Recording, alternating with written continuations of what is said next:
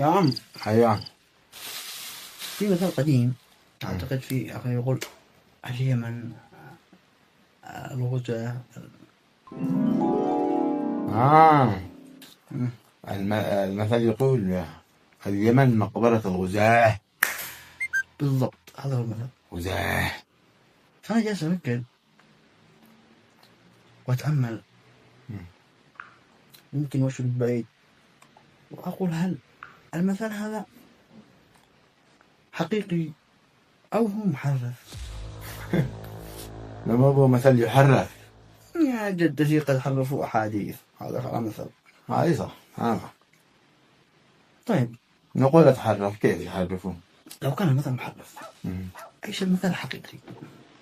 هل هو اليمن مقبرة الإنسان؟ طيب يعني أنا أقصد إنه إذا ما كانش محرف ونفترض إنه المثل حقيقي وإنه اليمن فعلا مقبرة الغزاة والشواهد والتاريخ أثبت إلى ذلك، أنت يعني كيف حاسس إنك عايش في اليمن؟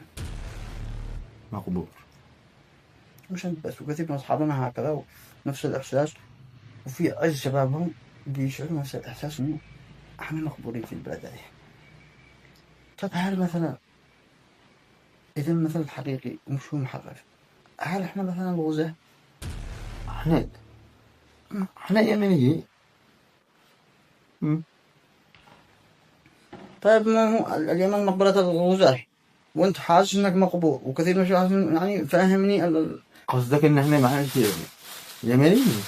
قول الله ما هذا أنت يمني. ما هو زي مصر كانوا يقولون لنا تركي. يقولوا إيش؟ تركي ملامح تركي. ملامح تركي. إيه أنا شقر. يعني شوف خذ نصيحة مني اترك القائد. يشوف شقر. هم كانوا يقولوا لك قر وأنت تهيأ لك إنه شقر. أو تشاقت مباغة وقوي شقر. ما بلا قر بس. أنا نفس الشعور ها. أهم شيء إن إحنا مقبورين. خلاص مقبورين. فوق الأرض. مقبورين هنا على اليمن، مقبرة المواهب، مقبرة. أبرد لك المثل وخليك على أيوب طارش عندما قال حياتك لا تضيع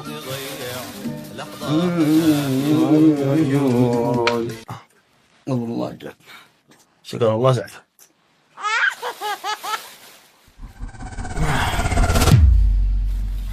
ريحهم